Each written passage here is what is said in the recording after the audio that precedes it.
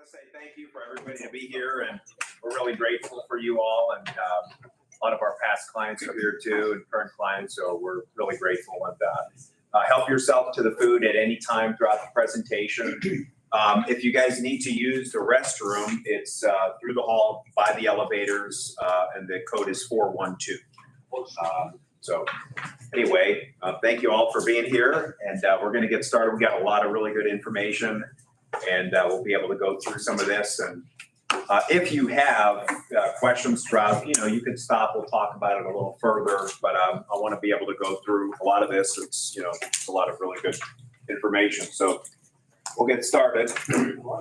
What happened in the last 5 years within the United States? I'm going to talk about net migration. So Florida had the most net migration in the last 5 years than any other state in the United States. So we actually had over 1 million net positive migration to the state of Florida. Interesting, 2022 had the greatest increase from pre-pandemic levels of 2019. So almost 135% increase from 2019. We were fastest growing state in the United States, 2023 into 2024 by about 2%. That's about 4 times faster than the national average. We had the second fastest growing GDP in the last 5 years and the 8th fastest growing state by population over the last 13 years or so. Interesting too, in 2024, we actually had a decrease of net migration, still increased, positive net, but a decrease from pre-pandemic levels of about 64,000 net positive. The number 2 highest net migration in the country is Texas, almost 900,000, about 873,000 net positive. Total population has exceeded 30 million, about 31 million.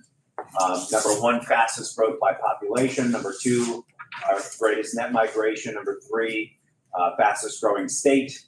And number 7 in GDP from the last 5 years. So they also have a decrease from 2019 from pre-pandemic levels. And they had the second greatest in 2022, so about almost 77% increase in net migration. North Carolina is number 3. And they're up the last 5 years, about 459,000 total net migration the last 5 years. South Carolina is number 4, almost 368,000 in the last 5 years. And so we see a lot of this. Currently, a lot of our sellers are going to places like South Carolina, North Carolina, Tennessee. So we're seeing it firsthand in the marketplace. Tennessee, number 5 in the country at 288,000 net migration in the last 5 years. Number 5 fastest growing GDP in the last 5 years as well. So here's the flip side. California has lost migration of almost 1.7 million people lost net migration. New York, 1.1 million lost net migration. Illinois, over half a million, 500,000, 23. New Jersey is 241,000 lost on net migration, and Massachusetts is in number 5 at 193,000 net lost migration. So let's talk about what made Florida really attractive during the last 5 years. So in our area, Sarasota-Manatee County, median sale price in 2019 was $265,000 in Sarasota County. Median sale price in Manatee County was $280,000. And then let's take a look, fast forward 2020, the price point went up by 10.2 and 7.1% respectively from 2019. In 2021, look at this. This is very, very fast price appreciation. 35.9% and 31.1% in 2 years from 2019. And by the time we get to 2022, 2023, we're at 455,000 and median sale price, which is up almost 74% in Sarasota County from pre-pandemic levels. So very fast price appreciation. And so at one point, there was a huge amount of affordability. And as things kind of went along, in addition to increased mortgage interest rates, that starts to change a little bit. So we'll get into that here now.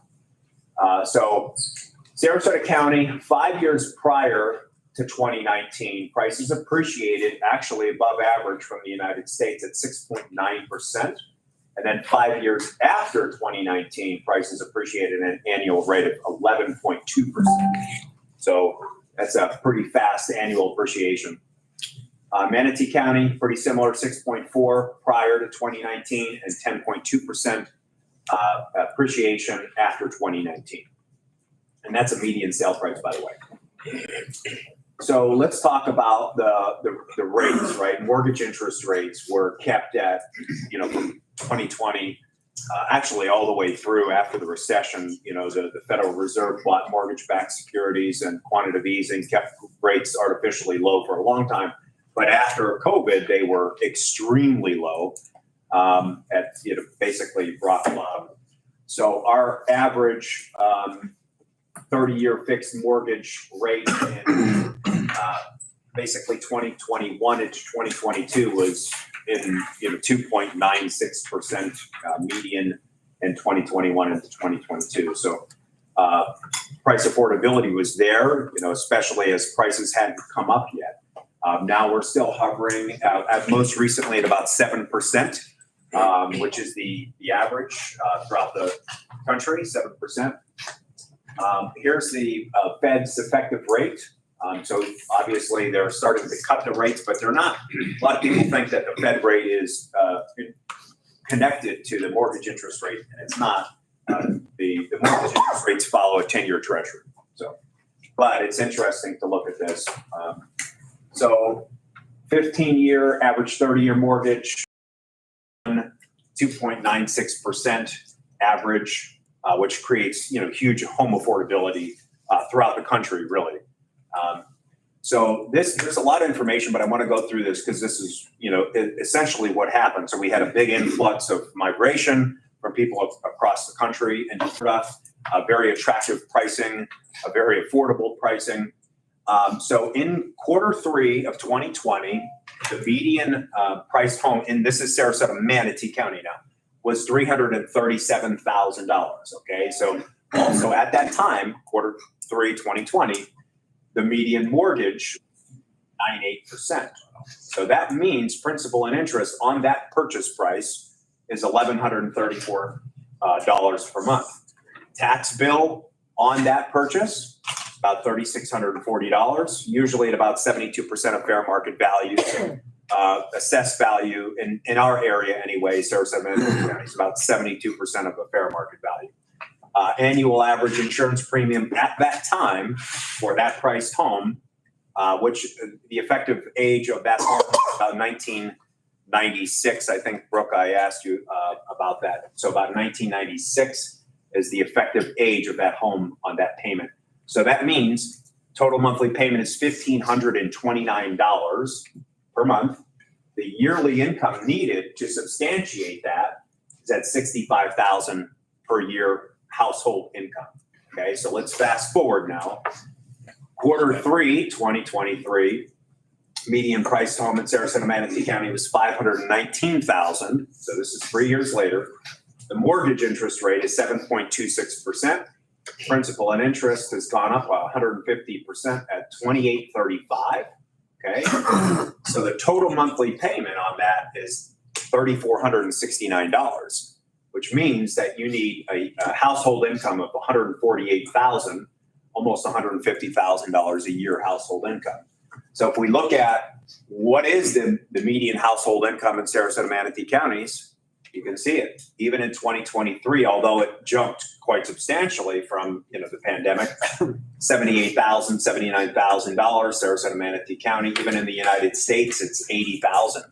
So this means, and I'll go ahead and read the bottom line if you can't see it, means that in 2023, 50% of American households can afford 16% of the homes in the greater Sarasota market. which change, that's the overall dynamic that significantly impacted as prices went up, as mortgage interest rates went up, affordability got cut significantly, hit very hard. So we'll start to get a little further into this, but even Q4, as prices start trending down a little, and they have, you're still at 132,000, almost 133,000 household income. And it's still significantly above 2023 into 2024 prices. The data is not out for median household income for 2024, but I would presume it's probably pretty similar or maybe even a little less, to be quite frank.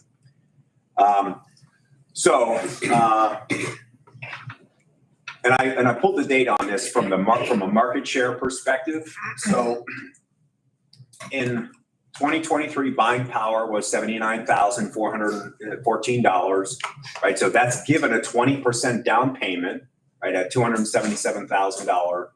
Of the 22,777 listings sold in Sarasota-Manatee County, only 3,500 listings closed under a $300,000 sale price. And that's to quantify for the median household income.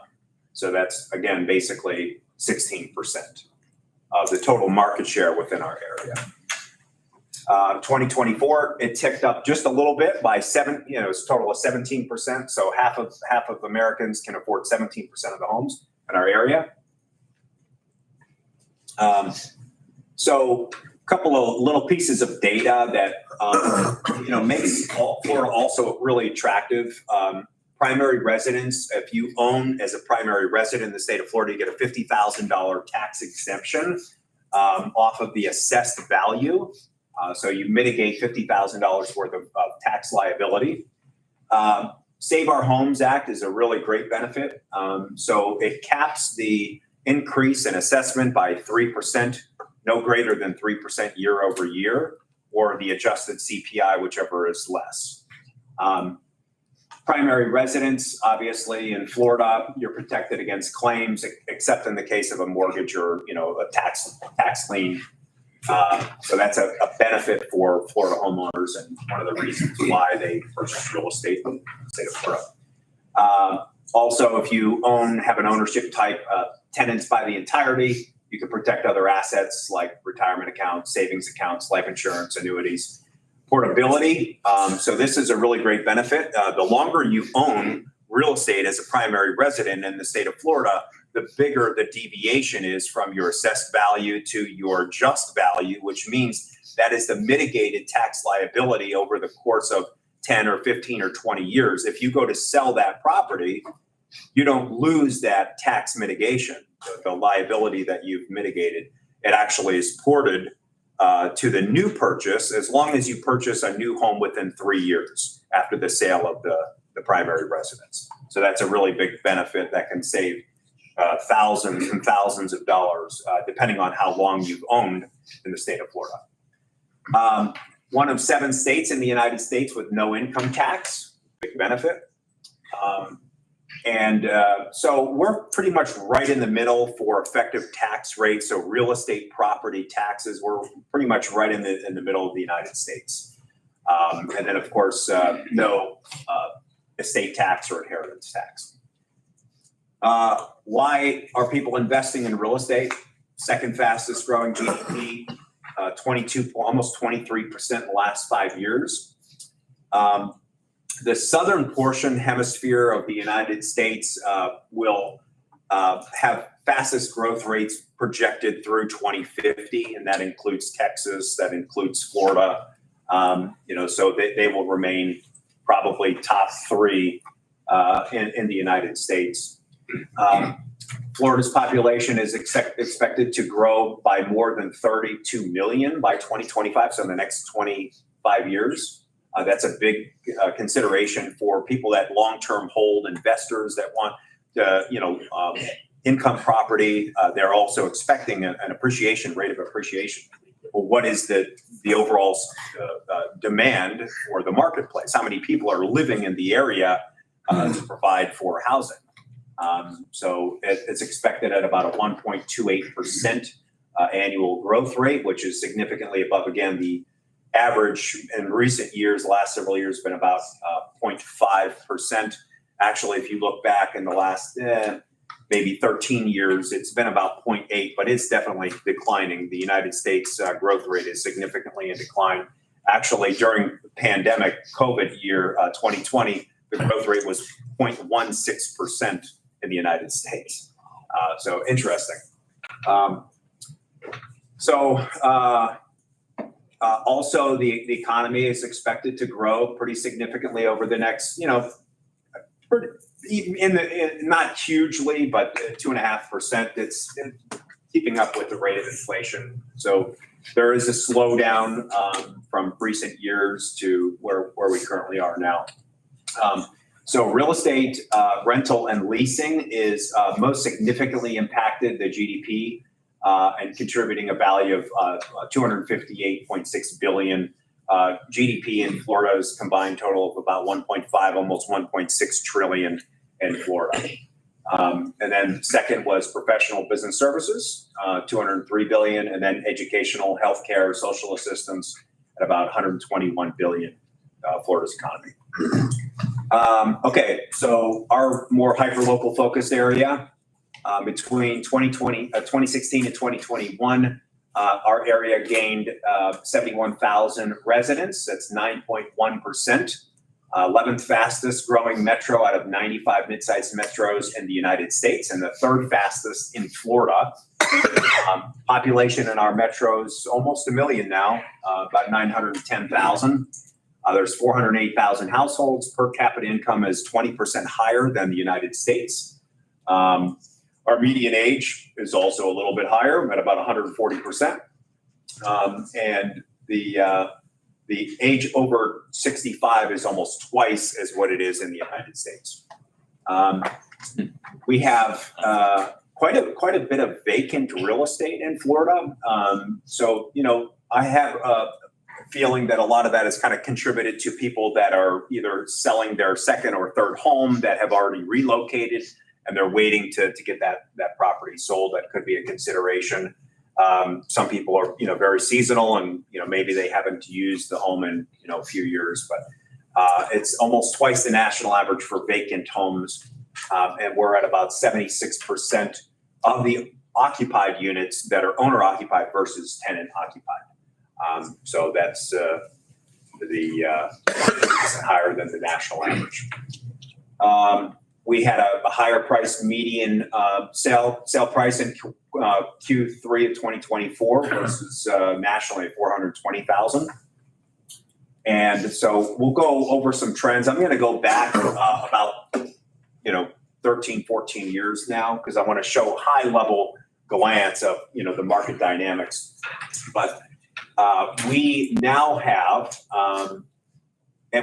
let's first off start by saying, for about 13 months, we had under 2,000 active listings in all of Sarasota-Manatee County, which is never before seen, in this era anyway, of low active available current inventory. In March of 2021, we actually closed this is March and April, over 3,000 listings per month for 2 consecutive months. Also never before seen in the history of this area. Now we have, fast forward a little bit, so you start seeing the dynamics change. We have about, as of today, actually 11,116 active listings in Sarasota-Manatee County, which is more active inventory than we've had since basically 2010. So in 2010 was coming off of the recession era. Actually, at the height of or the bottom of the market, I should say, we had almost 30,000 active listings in Sarasota-Manatee County. So that's still significantly lower than the recession from 2008, 9, 10. So let's keep going. From January 2020 to July 2022, the average dollar price per square foot grew at a 1.87% per month, okay, which is annualized at 22%. So, price appreciation went up extremely fast. And just to kind of put that in perspective, from January 2010 to 2020, price appreciation grew at 4.4% annually. During the second quarter of 2022, we had the lowest average days on market recorded, 17 average days on market. And for the second quarter of 2022, every single listing that was placed on the market in this entire area sold for at least 100% of average of original list price to sale price ratio. And fast forward to today, we have about 91% original list price sale price ratio.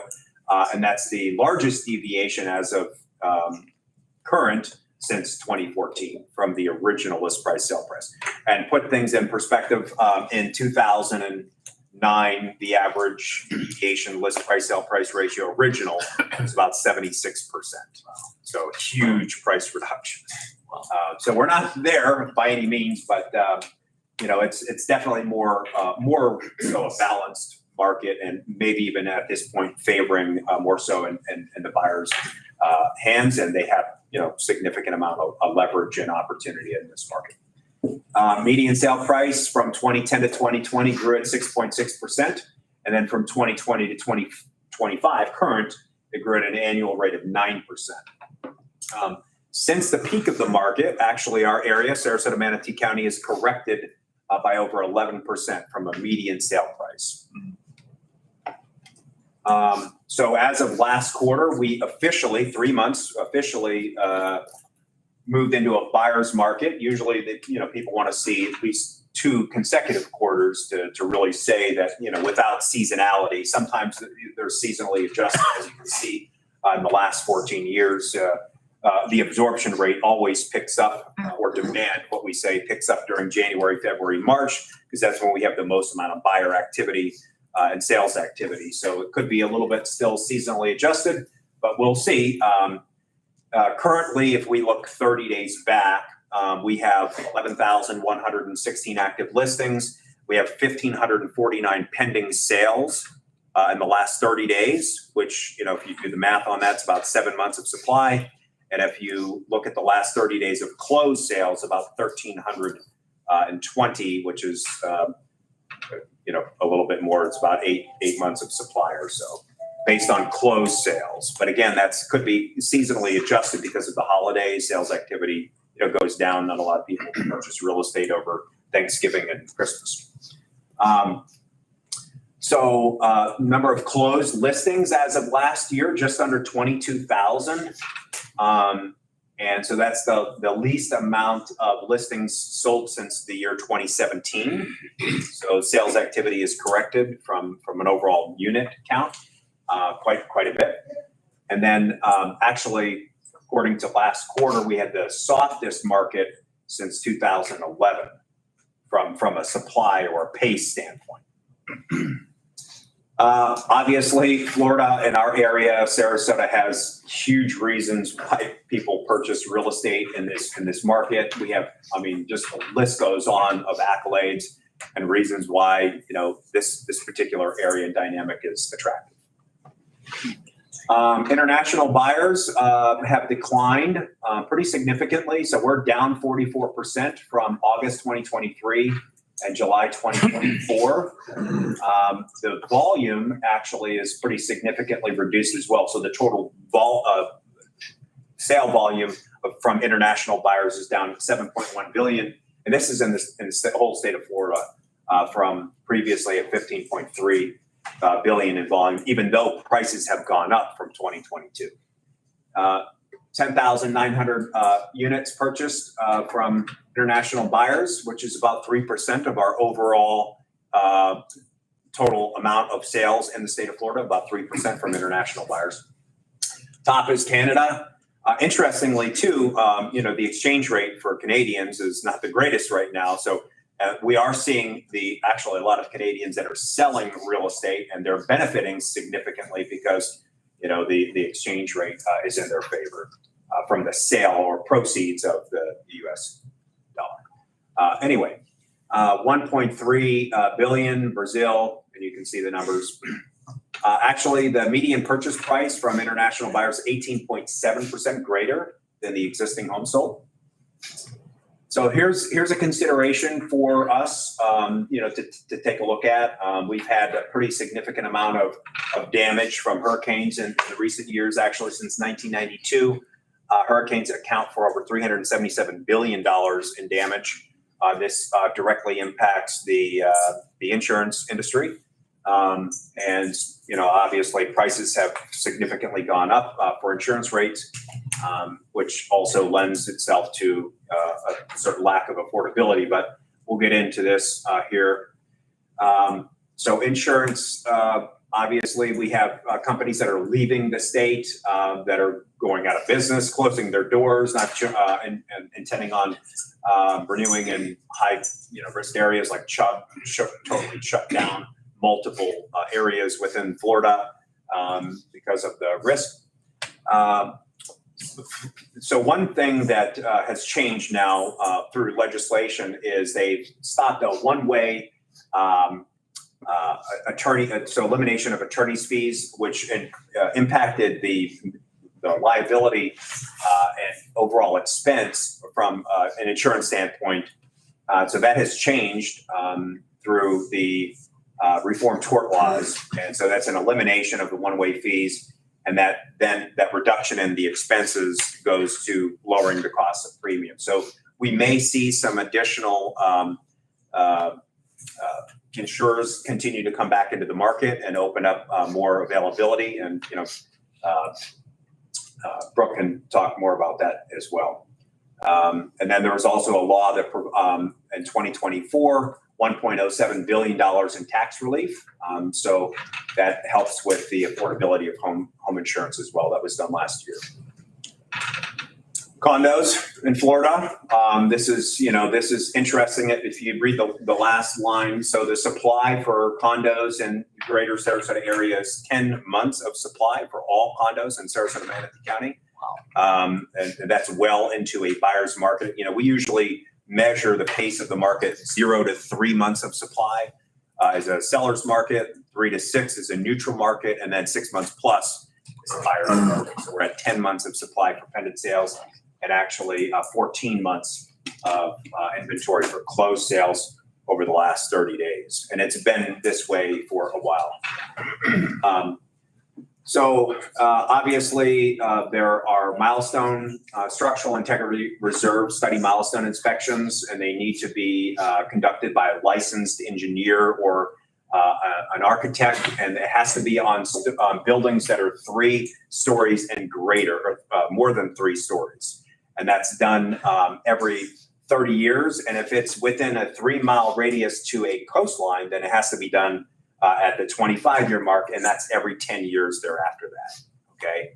So the complications with this is some of the older buildings that don't have the financial wherewithal or means to be able to support some of the costs of the inspections, not including the amount of money that is the improvements, capital expenditures that go into increasing the building safety. So that's what's creating a little bit of a challenge for some of the older buildings, especially if you have residents that have been there for 20, 25 years on fixed incomes. They simply don't have the ability to pay for these special assessments that will then get passed back to the rest of the homeowners to then cover, which also then increases their fees.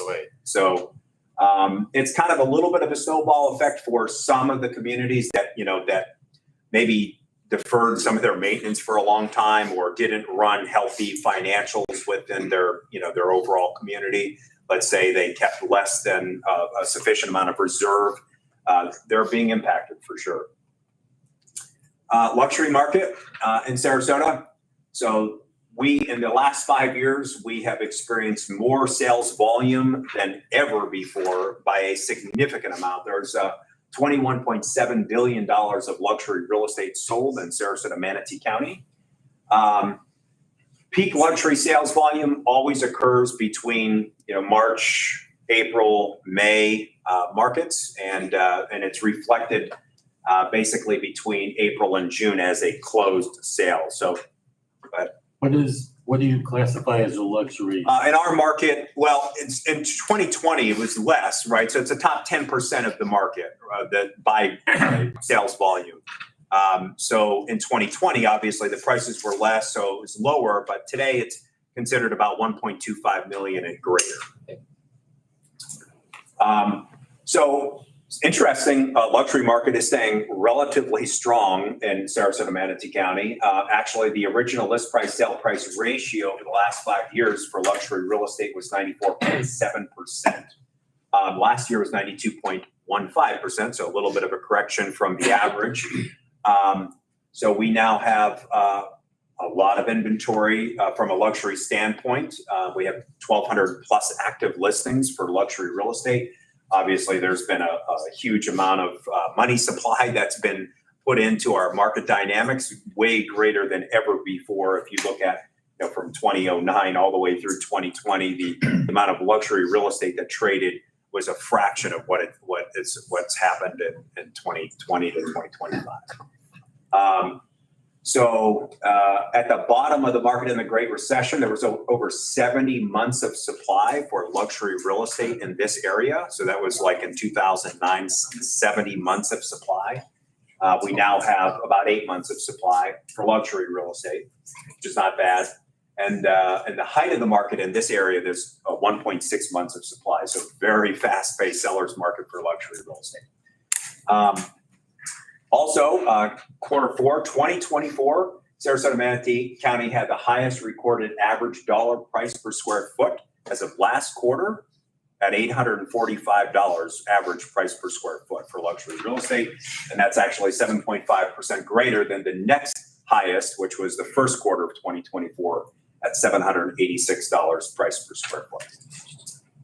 So in conclusion, why this area, why this market, why Florida? Obviously, for all the reasons you all know, seasonal weather, culture, arts, dining, beaches, lifestyle, waterfront access, property, great lifestyle overall. Florida's growth and economy should remain relatively stable, robust, dynamic over the next foreseeable future. Probably, albeit a little slower, in my professional opinion, over the next couple of years. 18, 24 months will be a little bit softened, but as the mortgage interest rates create more affordability, as we get a handle on some of the insurance, things will start to turn around and remain at a pretty even, steady pace, just like it did, after the recession of 2009. We're at a good average annual appreciation and growth. So buyers have some pretty significant opportunity right now in the marketplace, and will have opportunity, leverage. Creative deals are happening again. Seller financing arrangements. Reed will talk about, subject to, different opportunities like loan assumptions. There's more loan assumptions because there are people that are looking to get out of the market. They're looking to go to Tennessee, North Carolina, Georgia, Virginia. And some of the people have low interest rates, like VA can be assumed, FHA can be assumed. Some of those people might have a 3% interest rate, 2 3/4% interest rate. You can assume a VA loan even if you're not a veteran, as long as the seller doesn't intend to purchase a new mortgage, which would obviously not allow their entitlement to that veteran, that loan, the VA loan. So you can find the right veteran that wants to sell, that maybe is looking to go into a rental. There may be a pretty significant opportunity there. Cash deals, still 46% of all the market in Sarasota-Manatee County. At the height of the market, we were exceeding over 50%. It was actually about 52, 53% of all real estate in this area was sold cash, and it's trended downwards a little bit, but still remains relatively strong for the overall marketplace, specifically the luxury market. So that's it. Thank you very much.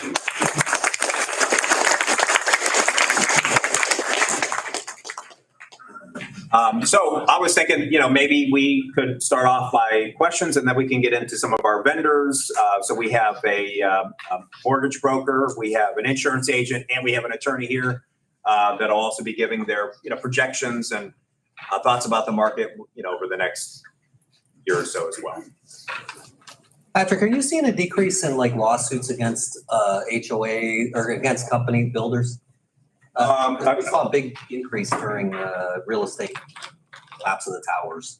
Oh, you mean from, to builders or, I'm not sure about that. I can't answer that particular question, but, I'm sure we can find out for you. Absolutely. What can we say about the downtown neighborhoods that are around the city itself? Most of this was the full Monty of luxury and et cetera. Is that anything that could be discussed at some point, even if it's not? Absolutely. Well, I think it's a great question, Karen. The overall market dynamic for the downtown Sarasota core market is going to remain very strong because it's always about location. In addition to that, the city of Sarasota offers a lot of zoning that doesn't compare to the zoning of Sarasota County. And so much higher density allowances. Also, there are different overlay districts which allow for increased density. There's multiple overlay districts in the city of Sarasota that allow for very unique type of zoning and building requirements. Like for instance, in Sarasota County, you have a 35-foot height limit on your building structures. In the city of Sarasota, in certain zonings, you have a story limit. So it actually doesn't limit the total height. It's by stories, which, if you have, let's say, 3 stories, but they're each 11 or 12 foot, then that's going to exceed what, you would allow for in the county. So, but a lot of different interesting things there. There's allowances and credits for, upwards of 30 some units per acre in some of the overlay districts, which is, from an overall growth standpoint, it allows and offers some pretty interesting future development. The neighborhoods, though, like the one I know about. Mm-hmm. You mentioned 3 stories. That is allowable. Yes. With 36 or 37 feet. Yeah. Right? Yeah. DTN zoning is 3 stories. DTE is a 5-story height. Gotcha.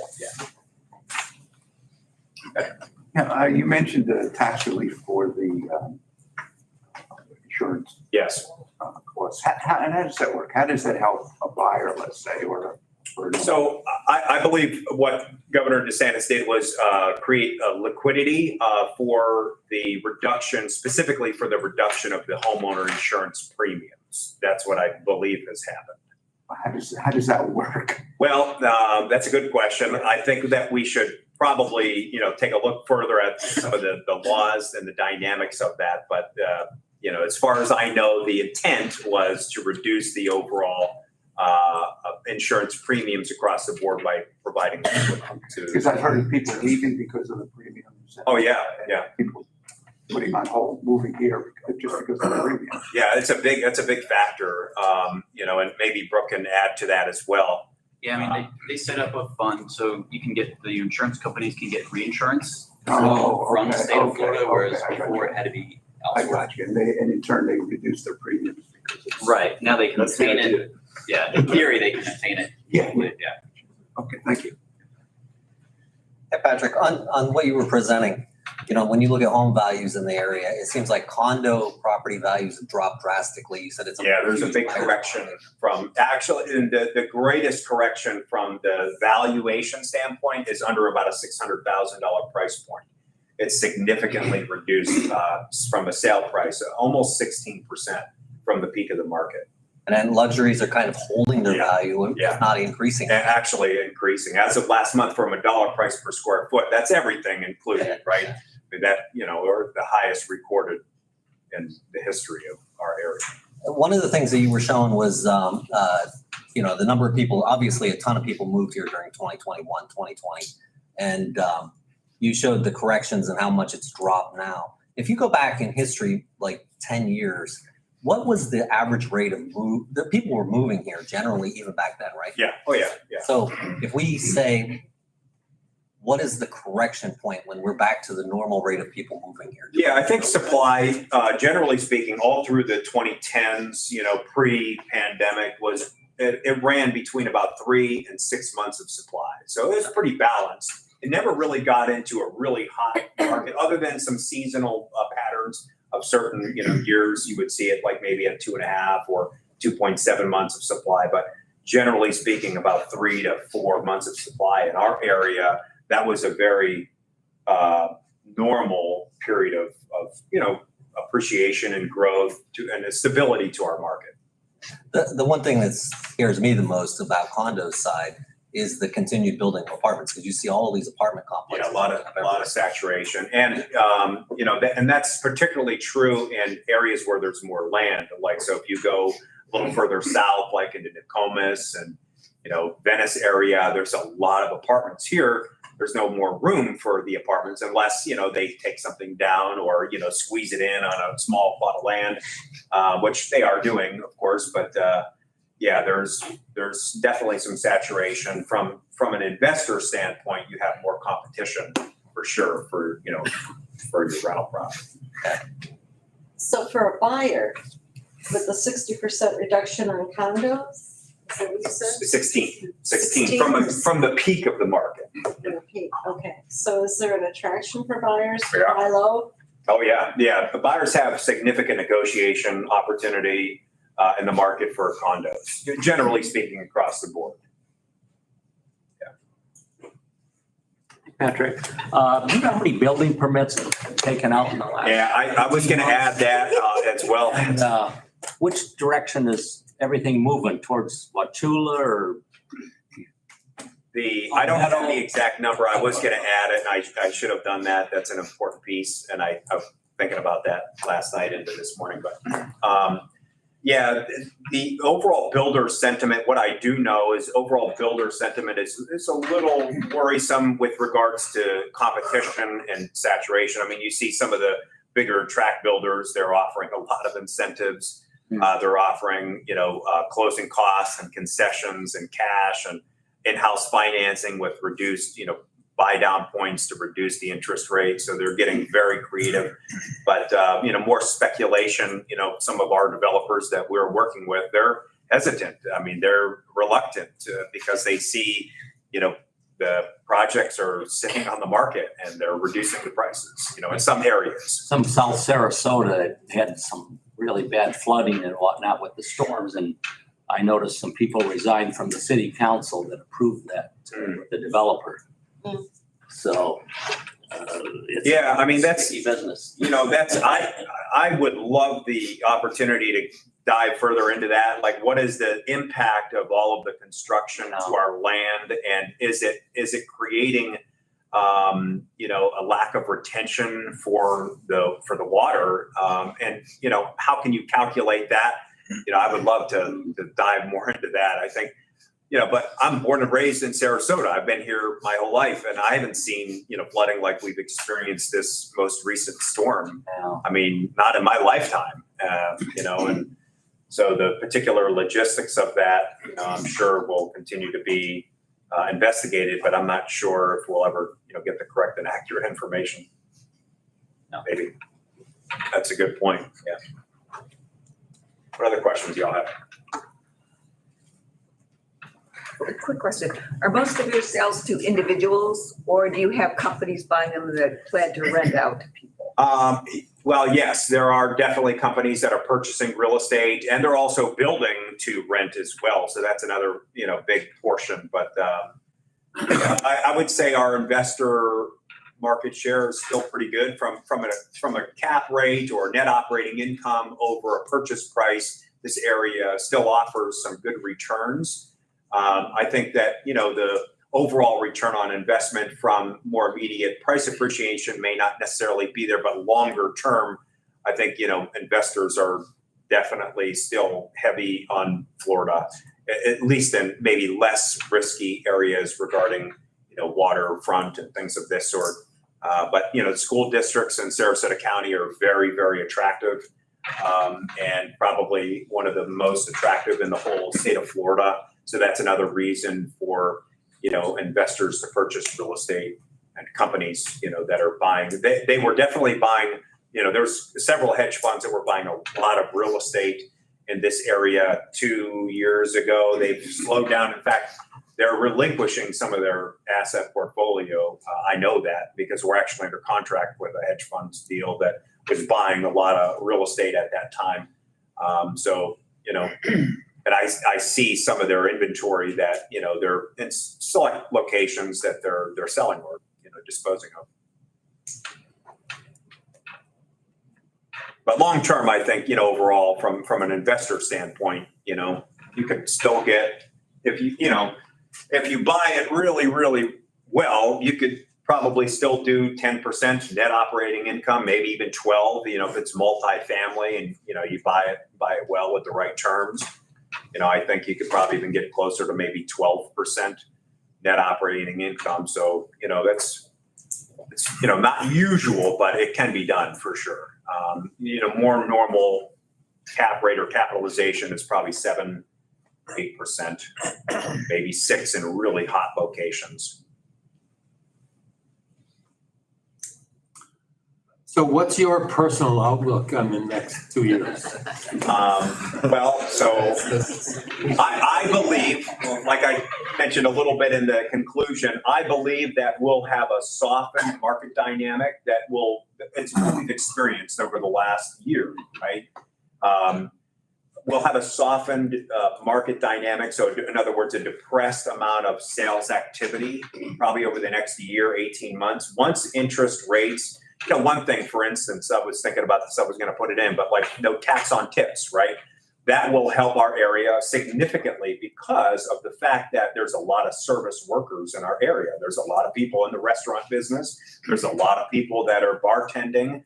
They don't show that income. Therefore, they don't have the ability to qualify. But if you now can show the income on a tax return and not have to pay tax liability on that, that will open up a huge amount of opportunity for the overall service industry. But I think, you know, I think it might stay a little bit depressed, kind of similar to where we've been at, maybe even a little more, you know, depending on how quickly the insurance can continue to turn around. And, you know, if mortgage interest rates stay where they are basically for the next year, which it's possible, maybe they, you know, edge down a little bit into the 6s. But I think anything that is not at about 5.5% or so is still going to depress our market. Once it kind of passes that threshold of maybe 5.5%, I think things will start really picking up because the affordability will jump pretty significantly. But I believe it'll probably be next 2 years, pretty similar as we experienced this last year. And, you know, and even 2023, the amount of listings that sold was right at 22,000. 2024 was right at about 22,000.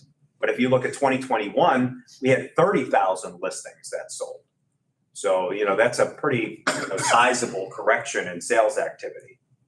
But I think, again, long-term, our state and our area is primed pretty well, I think. You know, I was going to talk a little bit about hurricanes and things like that with El Nino and La Nina. So recently, there's what you call a triple dip, La Nina, and the longer that term of the equatorial drafts, right, that heat the surface temperature or cool the surface temperature creates more volatility in the overall global dynamic. So that's probably one of the reasons why we've had more hurricanes recently, you know, and stronger hurricanes is because of that recent triple dip from the La Nina hurricane. So that's kind of getting a little bit beyond my area of expertise, but it is an interesting piece that does factor into play, you know. For the longest time, you know, people would always say, what about the hurricanes? You know, and I'd say, well, I've been here my whole life and I'd never seen a major category storm hurricane. Landfall in Sarasota County. Sure enough, Milton. You know, so, you know, things change all the time. But, and we had really 3 this area back to back to back. Debbie created some challenges, Helene and Milton. So, I think this is going to scare people a little bit. I think, you know, we are seeing it, right? A lot of our sellers are saying, well, we're done. You know, we're going to North Carolina. I mean, I probably had more sellers go to North Carolina than any other state by far. I've had sellers go back to California. You know, I've had sellers who've gone a lot to Tennessee. But yeah, I think the hurricanes are going to definitely take a hit for this market. Well, but I think, people forget about it too, After Hurricane Charlie, people forgot about that. Punta Gorda blew up over the next, 10 years. A lot of, construction down there and everything.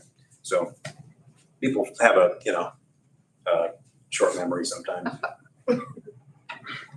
Patrick, have you considered, or realtors considered the effect the SALT, reinstating the SALT deduction might have on the immigration into Florida? Did a lot of people come because SALT? Yeah. Oh, yeah. That's a good point. Not from a, net migration, but an overall population growth. We have a huge increase in population growth, largely in part because of international migration. But I'm talking about, the state and local tax deduction that was eliminated and is to come back, perhaps comes back next year. So someone from New York would be able now to deduct their local taxes on their federal return. Do you anticipate that's going to affect the immigration into Florida?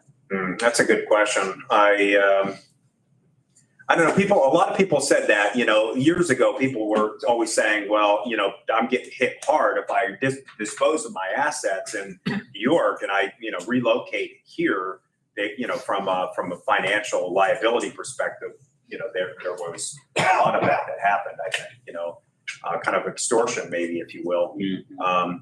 But I'm not sure. I wish I had all the answers like that, but Yeah. I mean, that's a great question. Because the tax bill would be deductible.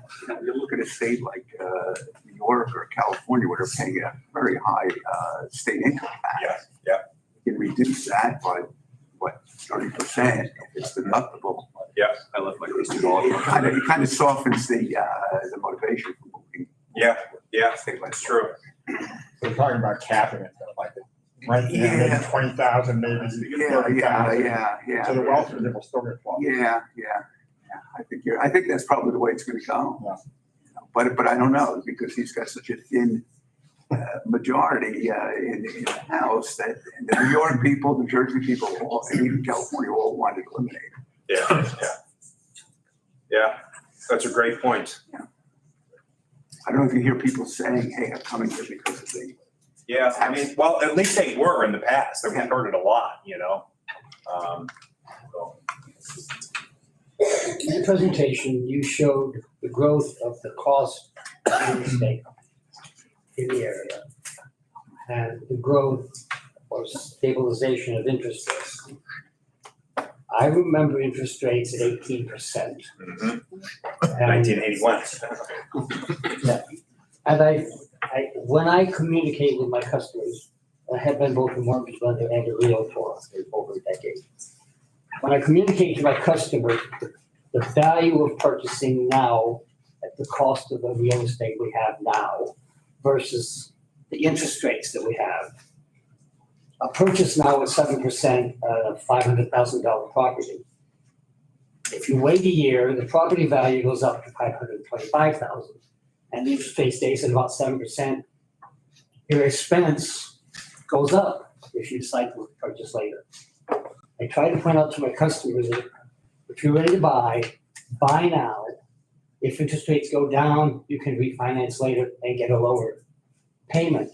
But if interest rates go up, and they always do, when I started in real estate, interest rates were at 4.25%. 9/11 hit, interest rates went down for 30-year to 1.27%. That was great to buy. But you're growing, your family's growing, or your kids are moving out, you want to move down. You need to purchase what you can now and encourage your customers to not concern themselves with the interest rate, but the value of the property. The property values are going up. We need to get our customers to buy while the property values haven't gone up yet. Am I missing something? No, I mean, it makes sense. I think at least in this area, and Florida operates a lot different than the rest of the United States.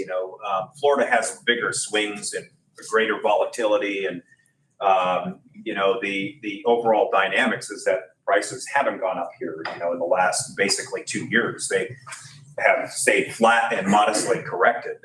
So, you know, I think it's a great idea to always have the ability to refinance. And I think, you know, I always encourage people, you make money when you buy real estate. So if you can purchase at a much greater deviation, right, on the purchase price, that's what you really want to have considered. Because longer term, you know, capital appreciation, it will be there. But, you know, you have the ability to negotiate a better deal in an environment like this. You know, your leverage, your ability to get a, you know, with the right motivated seller, is you have the ability to negotiate a pretty good deal. So it just depends. But that's a multivariate sort of factor, and you know, there's a lot of moving pieces. Patrick, I know it's not your expertise, but one of the problems with the real estate market is investment. A lot of times it's rentals, and it seems like the rental prices have gone down also. Yeah, I was going to put that in there too. They've gone down about 10% from the peak of the market, from a median price standpoint. Okay. So, you know, that's a whole nother side of it. If you're an investor and you're purchasing with not a lot of net operating income, you know, your rental prices go down in 2 years. Now you're a negative cash flow. And, you know, that's not a very good thing to do, you know, for a long period of time, you know, especially if market prices are just staying relatively flat. You know, you're upside down. And what's the projection? Is it gonna keep going down or is it gonna stop? Or Well, in your opinion? it depends on what the property type, I think, is. If you're looking at a condo, you know, a tenant for a condo they have a lot of options. There's all kinds of apartments everywhere. But if you're you're relocating to the market, you're looking to get into a single family home for a year, you want to get your kids situated for school, and then you'll end up buying. I think that, you know, an apartment complex can't duplicate a single family home. You know, can't compete with a single family home, especially if it had a pool or, you know, some other type of amenities that, you know, maybe, you know, apartment complex do or don't have, you know, more garage space, storage, things like that. I think single family rentals probably will stay relatively stable. Multifamily apartments, duplexes, things like that, they'll probably continue to correct a little bit in pricing because of all the competition, all the saturation of inventory. What do you think about the mixed-use condo buildings that are going up, that will be slated to go up in Sarasota? What do you think about purchasing condos in those buildings? Well, it depends on how long you intend to hold it, right? But I think, again, kind of longer term outlook for core market dynamics is going to stay really strong. Like, in my professional opinion, downtown Sarasota is, you know, downtown Venice area, downtown Sarasota is a very, very attractive purchase, especially for more creative type stuff that maybe also lends itself to, you know, some commercial leasing and things of that sort, you know, because it draws in, you know, just different uses, you know, and more, you know, more opportunity for people, you know, where it really is an area where you don't even have to have a car. You know, everything is there. It's all available. All of your commerce is in one area. You never really have to leave the market. You know, you got another, Sprouts now on the corner of Fruitville, and you know, so, and that, you know, provides competition to Whole Foods, and everything is right there. So there's also a lot of plans for like urban living. So like they're putting in parks everywhere. There's just a lot more amenities in walkable distance to those homes that you're talking about with those condos. You guys want to come up, our vendors, and give some. Before they do you mind if I say something real quick? Yeah, absolutely. I just wanted to say, ladies and gentlemen, on your tables, there are some sign-in sheets. It really would be much appreciated if each of you could fill out one of the lines, even if just your name and email. We'd like to send you a follow-up email after having come to this. We have a drawing too. We have a $250 Amazon gift card, and we have our Millionaire Real Estate Investor book, Flip and Hold. And so fill this out, please, because you will go into the drawing to win one of two prizes. Also, I will say that when you get the follow-up email after having come to the event today, please feel free to also send any questions that you may think of after the fact. We'll get them answered after the fact. The last thing I want to say is if you have your sights set on a particular market here, and by market, I mean a specific neighborhood. Maybe it's where you presently live and you're thinking of selling. What is that neighborhood doing? Where we're looking at it from a broader perspective, all of Manatee or all of Sarasota. If you're looking at investing in a particular part of the region, put that in an email, write it here on your tab next to us. I'm looking to buy in Calusa Lakes in Venice. I'm looking to buy in Lakewood Ranch. I'm looking to buy in Pomerant. You know, whatever. Dial that in for us, and then we can do a little bit of a deeper dive with you on that particular part of our region. Okay? Make sense? Sure. Okay. Thank you. You have pens, Patrick? You got a pen? Yeah, can we get a few pens? Okay. Okay. You guys want to come up? Patrick, you gonna turn it over to the vendors now? Yeah. I just wanted to thank you. I thought that was very important. Thank you very much. Thank you.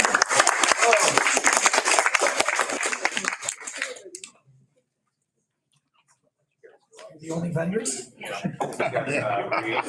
here. I'm here. Oh, yeah.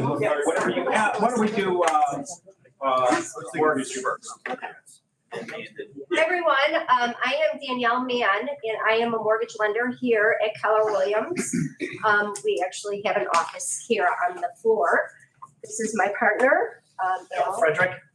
Nice to meet you all. Yes, and we are here to give you just a little bit of an update on that mortgage piece of the real estate side. So. Well, I think that's kind of a tough act to follow. I think you've covered probably most of that, Patrick. So you made our job a little easier. At the end of the day, everyone always asks us, when are rates going to drop? Where are rates at? And my sarcastic response is, well, if I knew that, I'd be in the Caribbean on a boat retired. So, we all sit here and try to forecast. At the end of the day, rates before it wasn't sustainable to have a 2.9 or 3% interest rate for long, right? And it was long, but it's also not sustainable to have these rates as high as they are. It's just, there is some pluses to having higher rates in them for the market. There's also some, there's some impact on that. It obviously causes issues with housing and such. But, basically what we're seeing, I'm thinking second quarter. I think by then we'll get a little bit more of a handle on inflation. At the end of the day, you get all these different economic reports that are going to affect the market, mortgage rate market side. And I think until we see inflation come down further, there's probably not a huge need for these interest rates to come down. That being said, even if inflation stays at that 2.9 or wherever I think it's at, it's probably close to that.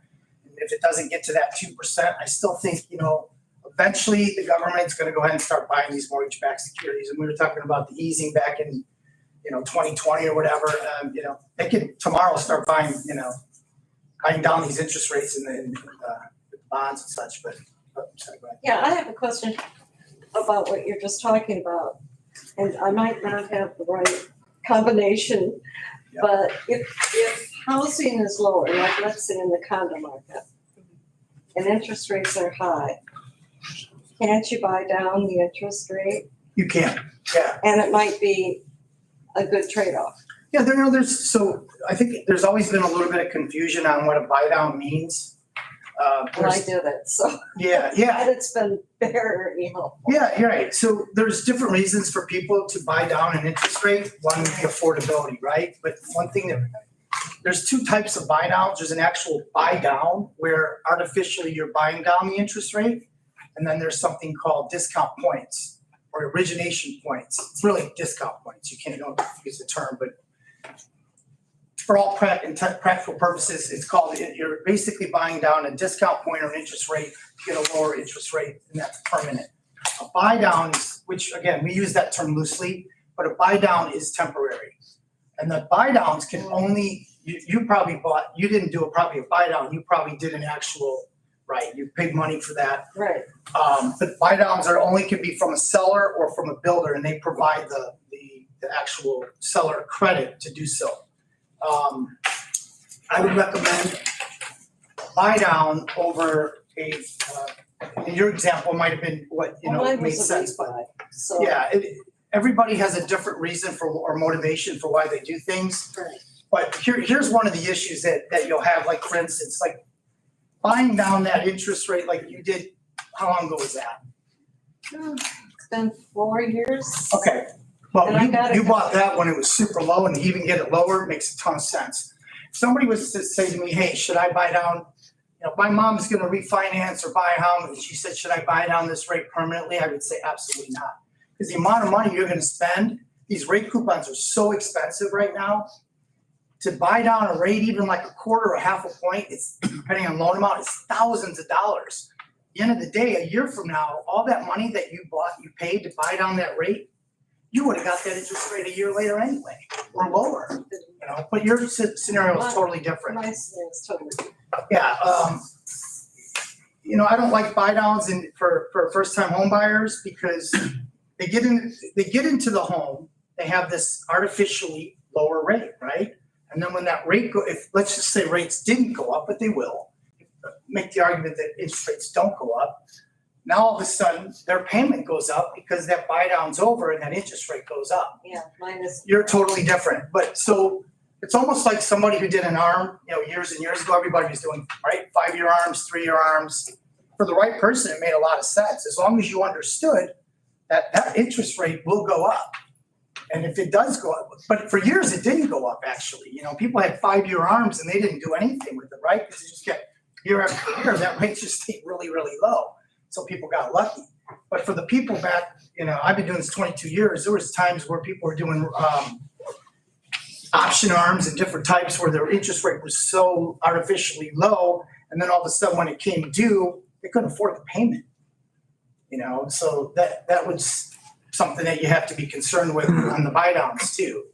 But when you do a buy down, an actual true buy down, like a 3-1 or 2-1, that just means, let's say your interest rate's 7%, you do a 3-1 buy down, well, it'll be 4% for a year, or I'm sorry, 5%, or 4% for a year, 5% for a year, and 6%, and then it goes up to 7.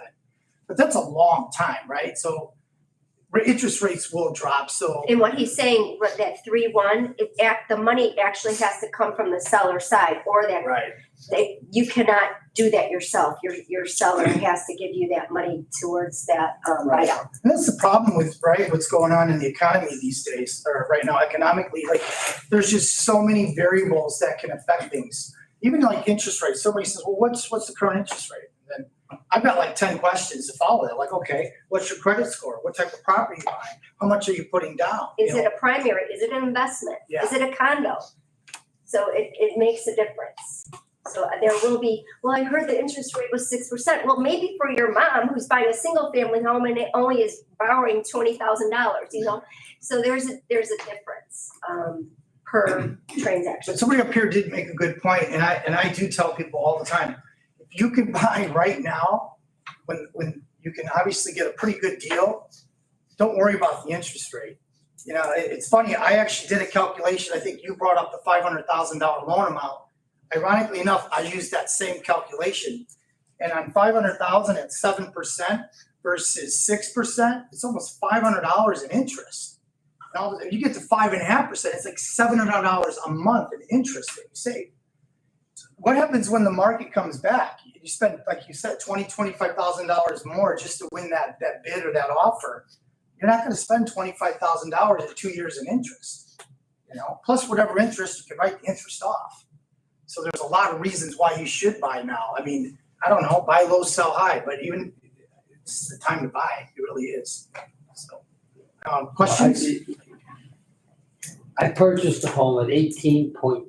You're dating yourself. 18.25% interest essentially.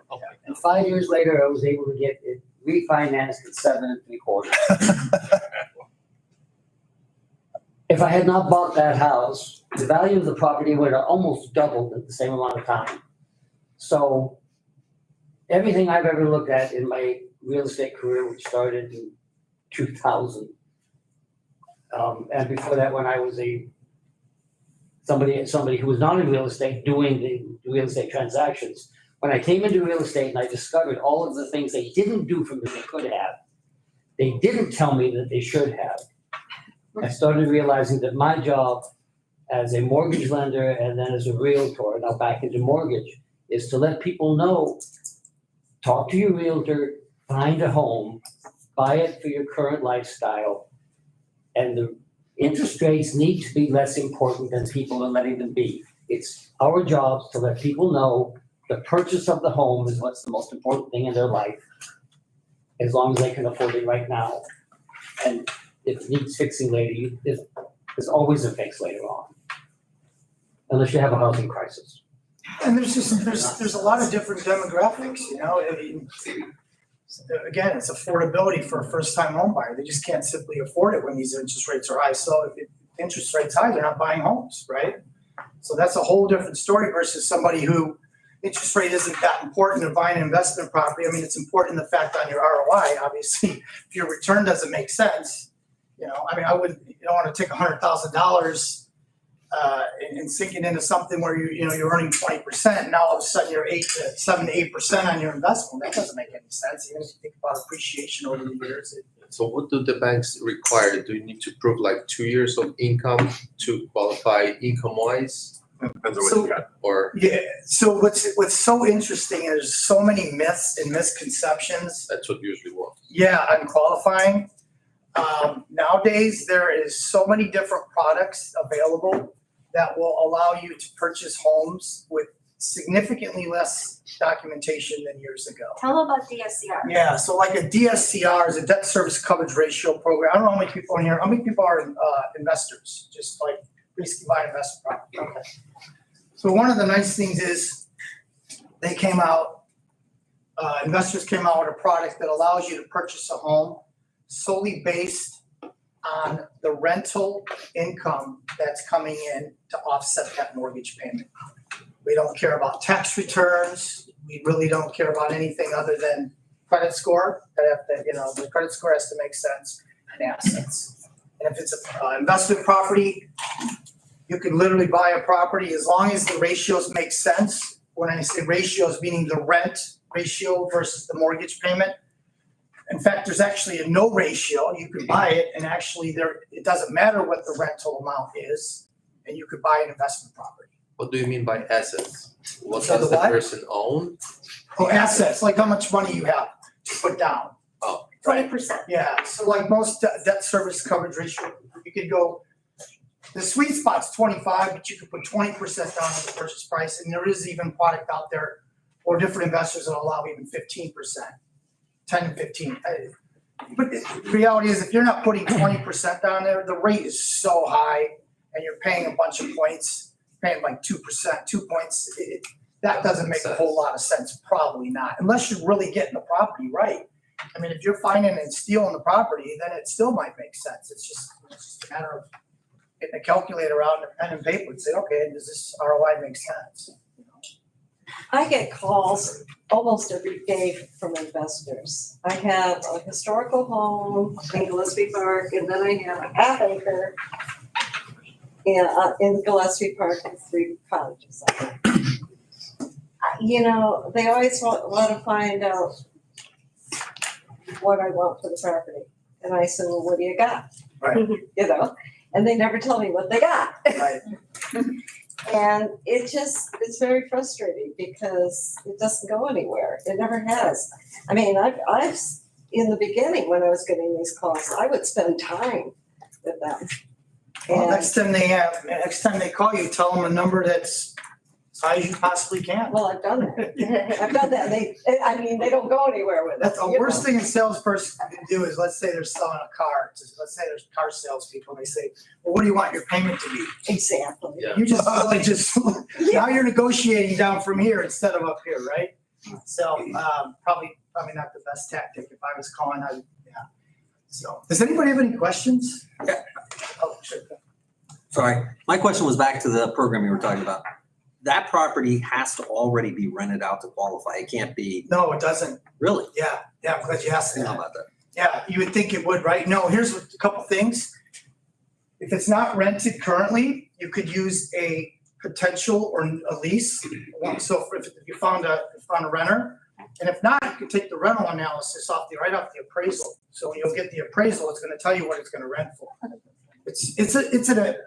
When we first saw this product, right, we're like, okay, what's the catches? I mean, I'm even looking at it, I'm like, Some of, okay. buyer beware, some of them have prepayment penalties, but ours Yeah. doesn't. There are some. Yeah, you can have a prepayment penalty on that product because it's called non-QM. It doesn't really fit like a Fannie Freddie type program.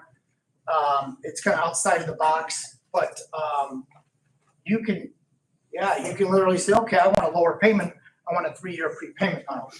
I wouldn't recommend that in this, right? Because rates are going to drop. So, a year from now, you'll be able to refinance. You're looking at 7-9 on the DSCR loans right now? I'm sorry? You're looking at 7-9 on the DSCR loans right now? Yeah, upper sevens. Yeah. That's what I figured. Yeah, exactly. What's interesting?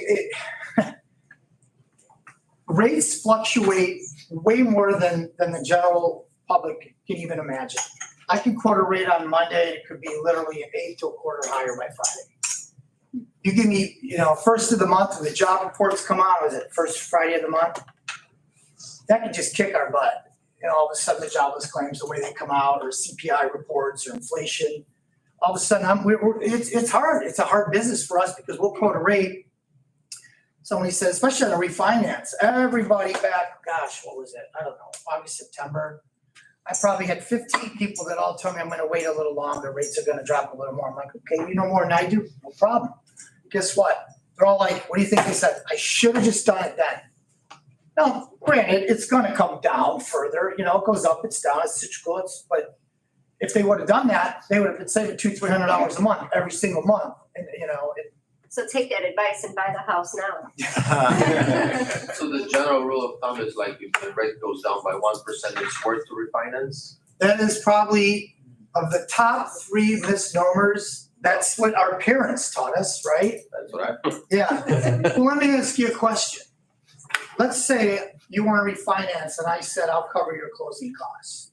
Or let's say I cover most of the closing costs.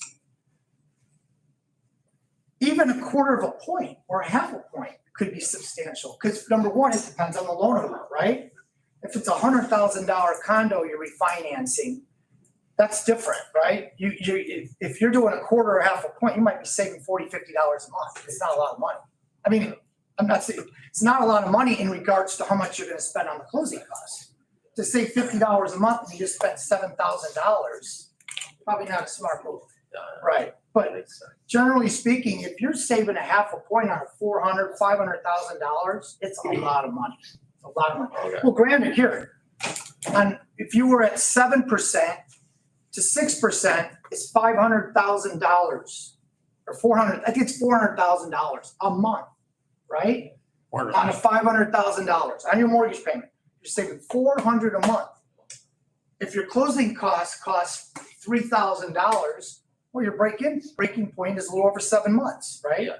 What if I just said I'm going to cover $2,800? Now all of a sudden, Florida's a Just little saving bit, yeah. from the get-go. We do a lot of business in other states, and we have office in Illinois. So in Illinois, closing costs are $2,800. And Florida has some You taxes. guys, there's tax, all kinds of different, it's a great place. There's no state tax, but they're going to make money somewhere, right? So when you're refinancing and you're buying a home, you've got the intangible tax and all those taxes. As Reed knows, there are taxes here, and that's what's so important about using a local lender. I'm plugging myself, but it's true because we know about those Florida things. There are Florida things. Now, if you're paying cash, then you don't have a lot, most of those taxes you don't have to pay because you don't have a mortgage. So, sorry, go ahead. Okay, so we're in a unique market. I mean, obviously the mortgage market is driven by the bond markets. Correct. And obviously we have a very flat yield curve again right now. Okay, 10 years uninverted.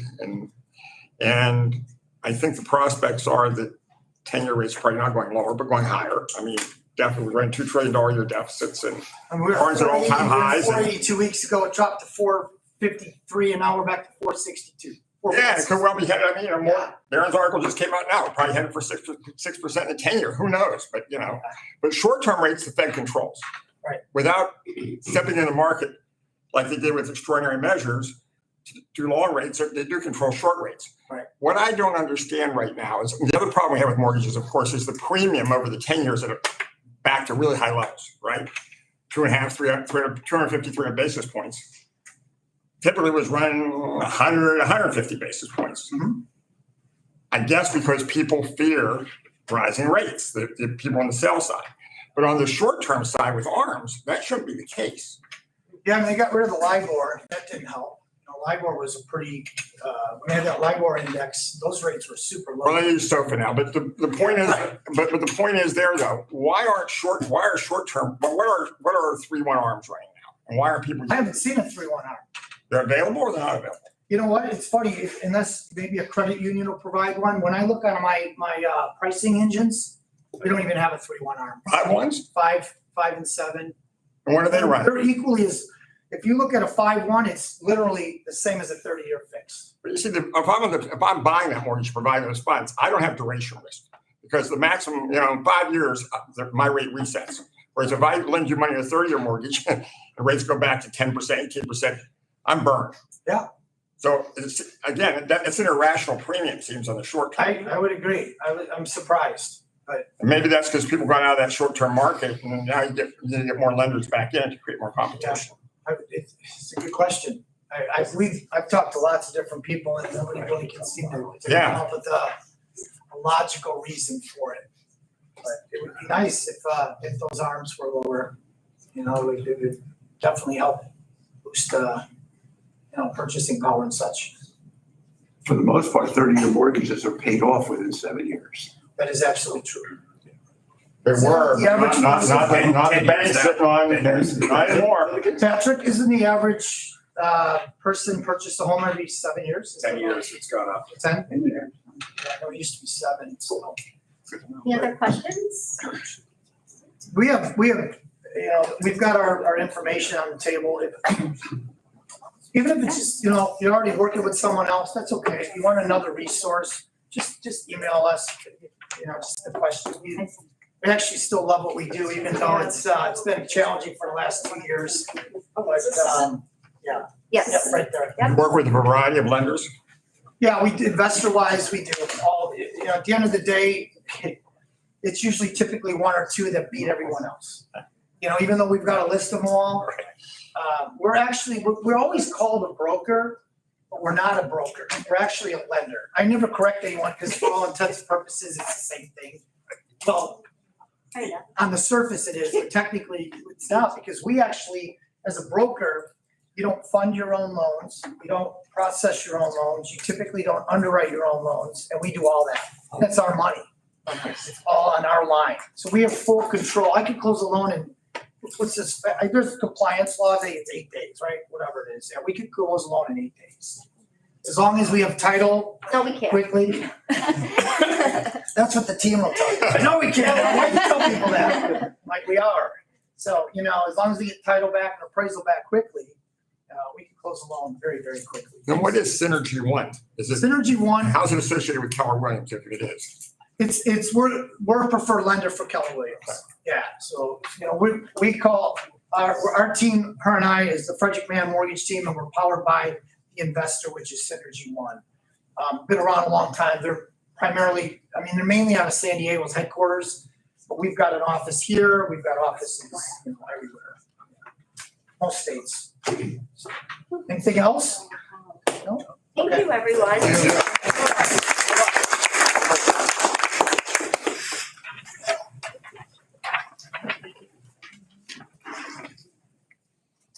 Hello, Brooke Dollison with Blue Circle Insurance. So I know we're running out of time here soon, so I'm just going to tackle some big subjects, and then if you guys have questions, feel free to ask. But if you have a specific question about why your premium went up, fine if you want, but we'll try not to get into those things. So Patrick did a great job of tackling why in 2022 we had a lot of legislation reforms that were passed, and it caused the insurance companies. If you guys remember, it wasn't all that long ago, 2 or 3 years ago. The atmosphere was, is my insurance company going to leave? Are they leaving Florida? What's happening? That has changed a lot. Now I'm getting calls saying, why did my premium go up $200? So I much prefer those phone calls. So that just the atmosphere has changed. One of the reasons why is we've seen a lot more insurance companies enter the market.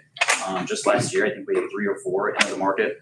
We are seeing more insurance exchanges, which they've been around forever. Farmers is a famous one, it's an exchange, but we're certainly seeing a lot more of those. Tower Hill just recently restructured.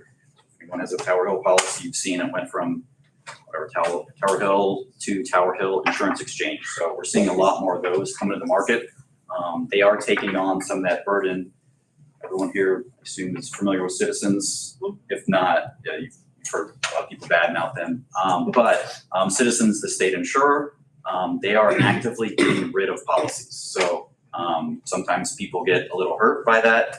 Just is what it is. I think it's actually a good thing. So rates have gone up. I know we were looking at it. It was around 1,100 to 2,100. So it may not seem like a giant number, but that's 4 or 5 years later. So I would say there's more competition. There's more coverages available, but you're not going to see those immediate decreases.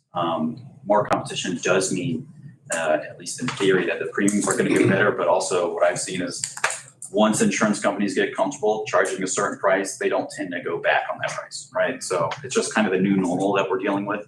But there are ways to improve premiums.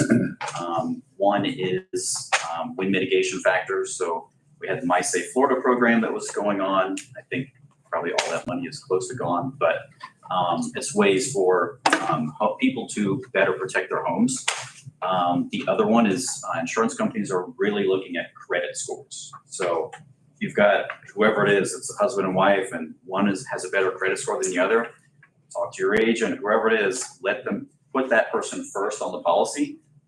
Because one of the reasons why all these reforms had to pass was there was a lot of fraud and abuse going on in the insurance industry. I can't tell you how many free roofs I saw. It was free to that person. I shouldn't say it was free, but in some cases it was. We're all paying for those things. So not bad mouthing all that stuff that happened. It's still going on a little bit, but we're all kind of suffering because of that. So You can badmouth it. okay. Oh, I'm happy to badmouth it. I just, there might be somebody in here who's like, well, I got a free roof. So we are all paying the price for that, right? So it can't go on forever. One of my, I shouldn't say it was a famous line, but one of the lines I enjoyed saying was that people constantly, insurance industry or companies tend to get a bad rap. And so people were saying, well, why are they leaving? And I would say they're not leaving because they're making too much money. They're leaving because they're literally just giving money away. So it still goes on. I still had somebody who bought a house 3 months ago, got a new roof within, must have been 2 months. So that stuff's still going on, but there's a lot more ways to fight it. Patrick tackled some of those. The one-way attorney fees is a big one. So I mentioned there's more carriers. There's also more flood insurance carriers. So we have the federal, the NFIP policies, and then we also have private carriers. Pluses and minuses to both. I personally like the private carriers, but that's just another way where you're going to see more competitive premiums for everyone. And they tackle different things differently. So like if you're concerned with loss of use coverage, which I know Patrick mentioned, and I've told my clients as well. So this past year, keep pointing behind me like the years back there, but in this past year, we had more flood claims at my agency than we have in the last 18 years total. So I know it was kind of funny you mentioned it, but yeah, you would tell people like, well, you can get the flood policy. I myself got a flood policy. We didn't have any scares in my home, but I just saw what had happened. So it's a little wild west out there. Yep. I always told my customers, I don't care if you're on top of a hill in Florida, get flood insurance. Can you explain the difference between being in a flood zone and the cost of insurance and not being in a flood zone and the cost of that insurance, the flood? Yes and no. So the one thing that I do enjoy this, so who here is not in a flood zone? You go, oh, I'm not. You walked right into my trap. Everyone in Florida is in a flood zone.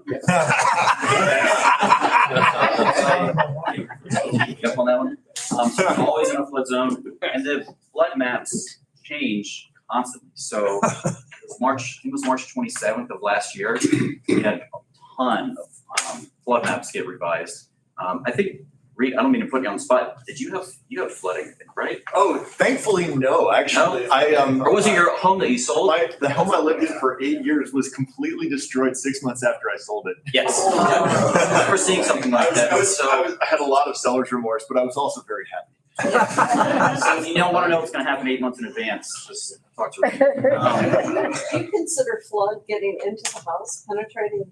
Yes, Okay, rising waters. That's what you. Right, so not like, you can't control a pipe breaking in your home, that's different, that's not flood.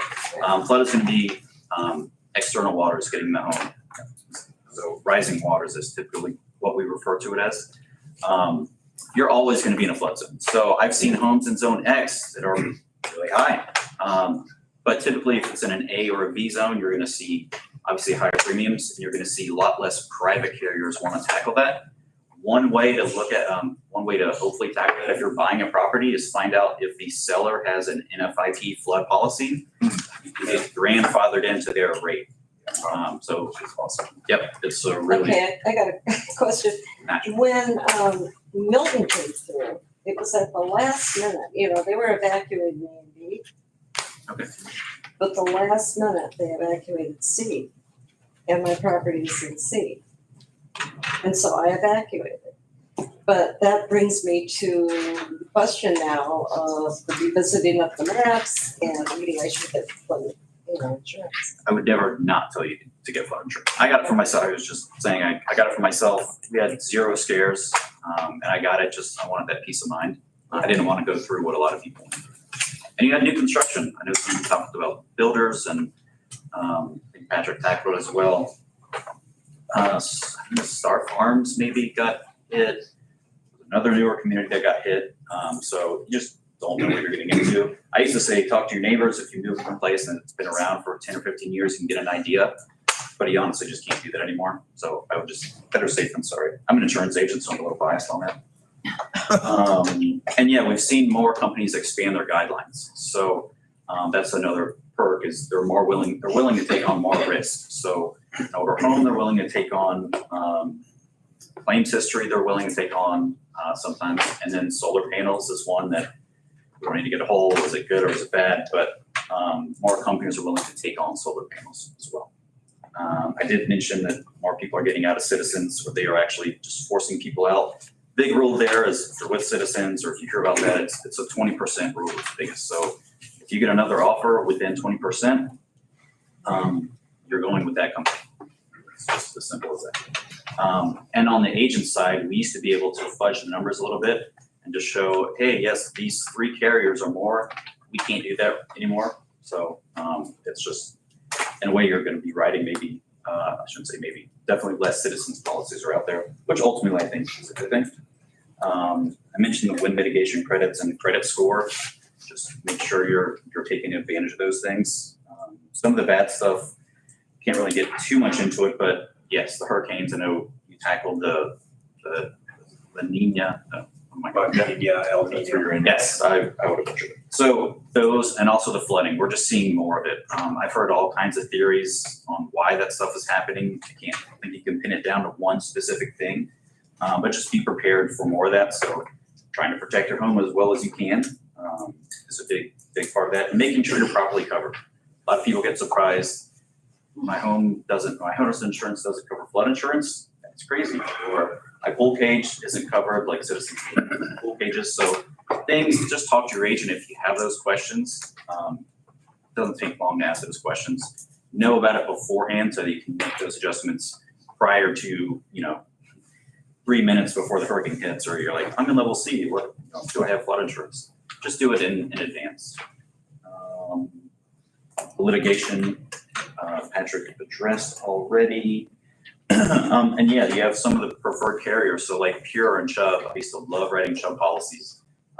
They just don't want anything to do with this market at the moment. So hopefully it'll change. I have encouraged the people that we have with them, just keep it.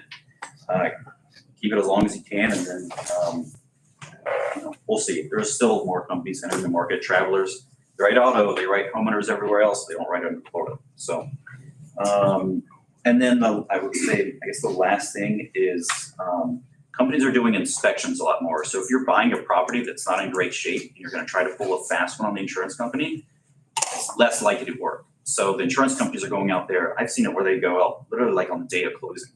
So you buy the if you buy the policy 3 weeks in advance, I've actually saw one where they went out before they even owned the property, which was a new one for me. But they're going out there quick because they want to get off the risk if there's something wrong with it. So if you're an investor, you're buying a property and hoping like, we'll fix that 30 days later. Don't wait, get that stuff lined up, get your contractors, whoever it is, get it lined up first. So, and then, yeah, I touched on it before a little bit, which was just the attitude of what's going to happen to the insurance market, like is my company leaving or not. That has definitely changed. We're not seeing as far as premiums are concerned, we're not seeing that doubling and tripling of premiums anymore. That has certainly calmed down. We're seeing it more flat and maybe like a 5 to 10% increase. So if you see anything more than that, good idea to shop your policy around.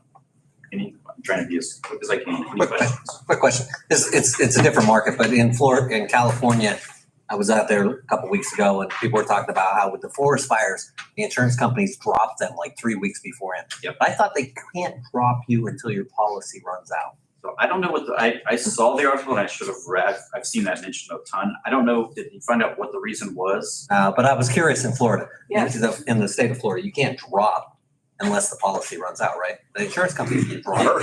So it 3 weeks or 3 days away, right? Yeah, exactly. It depends what the reason was. I don't know what the reason was. So like, for instance, I wrote a person in December and their policy is being canceled in 2 weeks because there was the insurance company went out, inspected the property and there was unpermitted work done, right?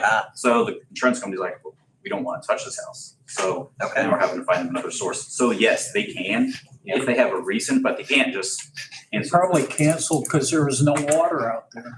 And also they weren't clearing the brush.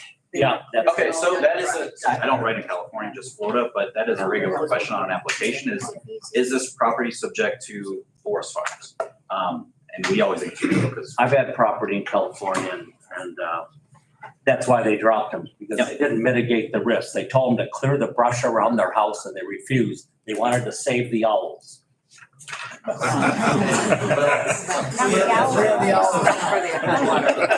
the insurance company gives you a requirement and you don't do that, they could drop you. Well, they did it because the county wasn't doing anything either. Is it within the free look verification only or at any point? I don't know about the free look verification. So what they do, they have their guidelines, or their time where they have to go out there and inspect the property. So they will drop you if you don't inspect the property. I get a lot of these phone calls sometimes too. So like, if you didn't make your property available for inspection, they will drop you because not that they're paranoid, but they naturally think, well, they're hiding something. It's just not somebody we want to work with. So that could have been the reason why people are like, that's why I can't tell you that's fair. why. I was just curious in the state of Florida what they can drop you for. Oh, I would think it's under 45 days, whatever the free look verification, but that's it is. I would think so. I don't think we'll midterm. Is it something that you can purchase separately? most companies offer the endorsement system, which is it's not even on the table. Oh, they don't even have an endorsement like that. They max out 100,000 liability for some more fun stuff. I want to make sure Reed has enough time. Oh, that's fine. I'll be sure. Any other questions? I've got business cards if you need to reach me, but. So, just a quick comment, and you can tell me if this is true, as a result of those California fires, I read that premiums around the country are gonna go up. Yeah, so like, it's not always local, so it's a good question. So I do get that question sometimes like, well, I didn't file a claim, why is mine going up? So yes, like, because it's the reinsurance is what basically dictates the rates here. Now, there's obviously local factors as well, but yes, what affects really the world affects us. Wow. Good. Thanks.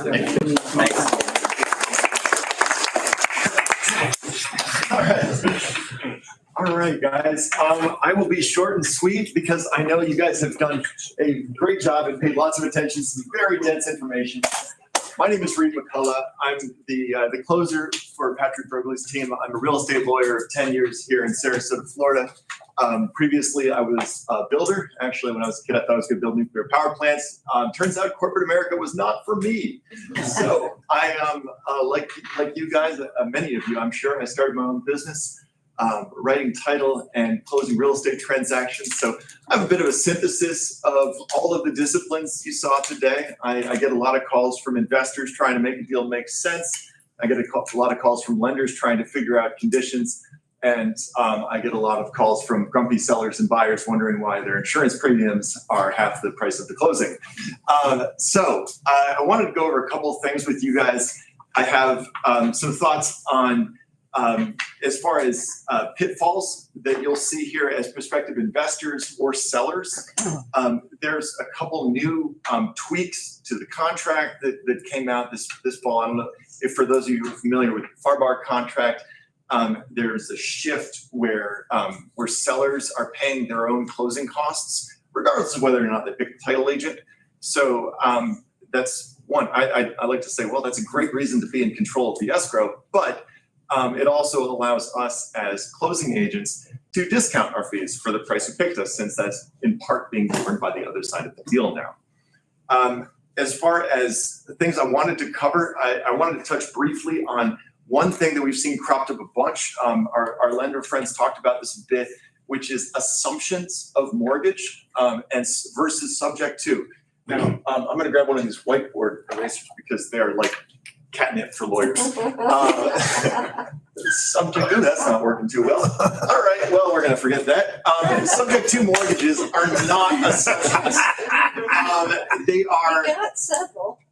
I'm not, yeah, but that's just a clown show right there. I'm not going to keep trying markers until one works. All right, so subject to, so taking a property subject to is not the same as an assumption of mortgage process. An assumption of mortgage process is a lot like applying for a mortgage.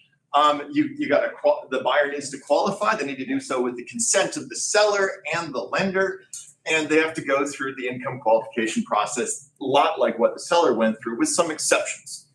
A VA loan, like that, oh, you got one that worked. Great. So nice. Subject to, not assumption. So the assumption process is kind of like applying for a regular mortgage. You want a timeline that looks like a mortgage. You want the contingencies in there in the contract, because if you're representing a buyer, or if you are a buyer, you want to be able to bail if it doesn't work out, because that might change the income picture for you. So when you're writing your contracts, make sure that you're thinking about that. Taking subject to. Every lawyer in town will tell you it's risky business for both sides. Really? I promise you, this gets better. So taking title subject to is stepping into the shoes of the borrower without telling the bank. There's money to be made because you get the benefit of that low interest rate that they might be sitting on until the bank finds out. And the bank will find out generally when they do the insurance audit, because every year they look at your insurance policy and they say, yep, we're still a named insured. Yep, that's still the buyer.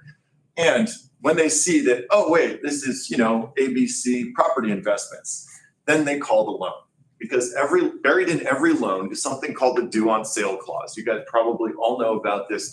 If it's your first time learning about it, let me tell you that if you sell or transfer an interest in a property, the bank has the right to say, great, now pay me back, which they will do if they are lending money at 6% and you're paying in at 2%.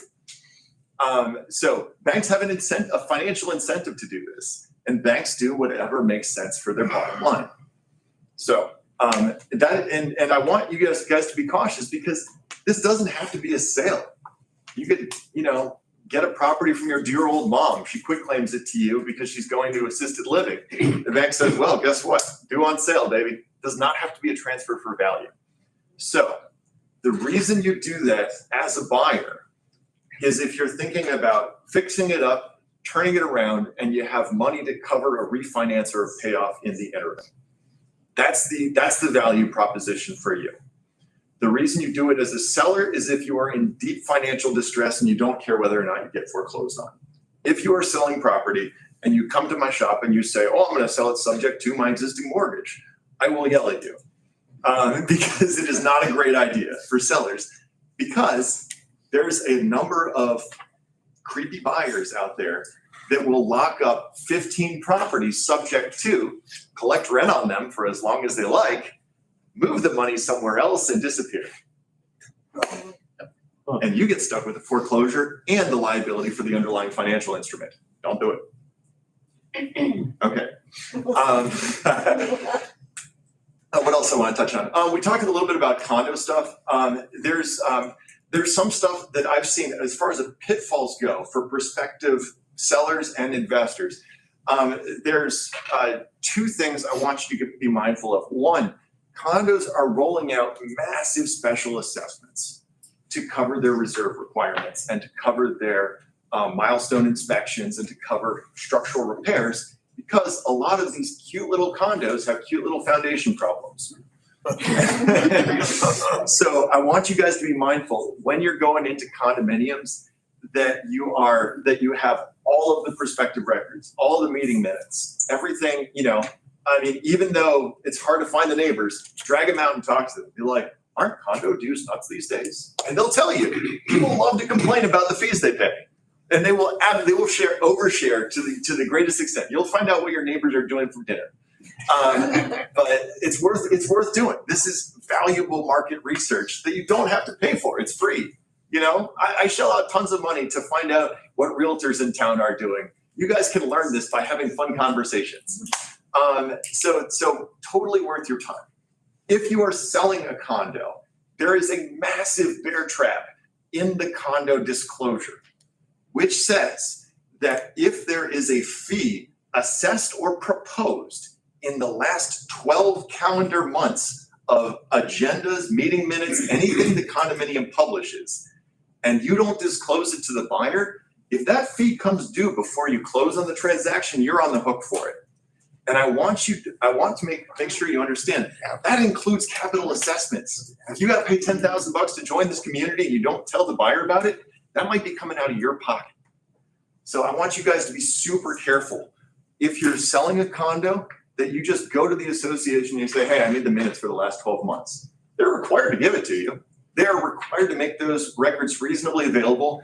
And yeah, they can charge you for copying and $50 might run you the set of condo docs. Worth it. Do it, because there's a huge bear trap in that condo disclosure that I don't want you guys coming afoul of. The only other thing, so a lot of investors do this, and a lot of attorneys, so I'm advocating against my own profession here for a second, because a lot of attorneys make a great living selling you on nesting doll LLCs, land trusts, weird property vesting entities that all have to be pierced when it comes to a transaction for the purchase of residential property. I wanted to touch briefly, there's something called the FinCEN, which is the Financial Crimes Enforcement Network, which is mostly interested in people, selling cocaine to buy real estate in Florida. They realize that real estate's a great way to launder money. If you've got a bunch of ill-gotten gains and you put them in a bank and buy a bunch of properties in cash and then just let them sit, it doesn't really matter what the market does because the sale is clean.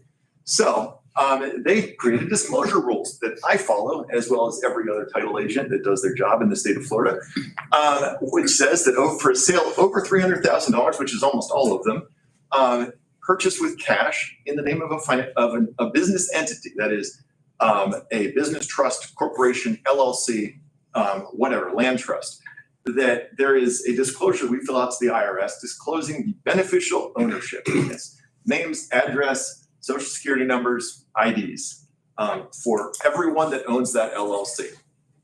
So if you think you're going to be cute trying to have a corporation owned by an LLC owned by a land trust, it's in the name of your crazy uncle, and it doesn't work unless you have your uncle's social security number. So that's broadly what I do. As far as I want to touch briefly on DSCR loans, because one of my acquaintances this morning was complaining about how how banks are borrowing money from the Fed at 2% and then lending it out at 6%, which is a great racket. And I'm like, yeah, which is why I do that. So if you can borrow money on your homestead, on your rental properties, there's a great way to make additional ROI over and above just renting the property on the market to investors. You buy a property, you put some money into it, and then you offer seller financing. This is a lot of what I do in the business is I figure out a way to make the deal make sense for you guys as investors. Because if you're getting 8% ROI for a middle of the road rental property, but you could lend money at 10%, then why not do a DSCR loan for some other guy? You can be the lender. So that's a lot of what I like to do when people are thinking about how to make property work in terms of financial investment, is I consider, and I recommend that you consider, lending money to people, separate, partitioning, because this is Sarasota, City of Sarasota in particular, has some great new rules about if you move into a house, you fix it up, you declare it as your homestead, and then you want to add an attached dwelling unit, a mother-in-law suite. Sarasota City, just in the last couple of years, promulgated legislation that will allow you to do that for the purpose of affordable housing, which has some rental rate restrictions, but it basically allows you to create non-conforming duplexes in single-family residential zone property. So if you've got a homestead in town and you want to start making money on it, there is a framework in place for you to add that on, and there's actually reduced setback requirements that are built into the code too. So let's say the back 20 feet of your lot is reserved for drainage and utilities. They can shrink that, and then they allow for building out into the building footprint in order to accommodate that. So there's always, the way I like to say it is, there's always a way to make a buck if you look at it from the right angle. And I like, you actually echoed an expression I used with respect to the calls you get offering to buy your home, which is never say no, but price yourself accordingly. Would that be subject to your HOAs if you're in an area that has those? Does that override them, or HOAs override? No. Communities have broad enforcement powers, and you should not try to fight them if you possibly can. Okay. Because one, you're picking a fight with your neighbors, so even if you win, the community has to pay your legal bills, and guess who's paying the community dues? This is, I was speaking in the city of Sarasota proper. Yeah.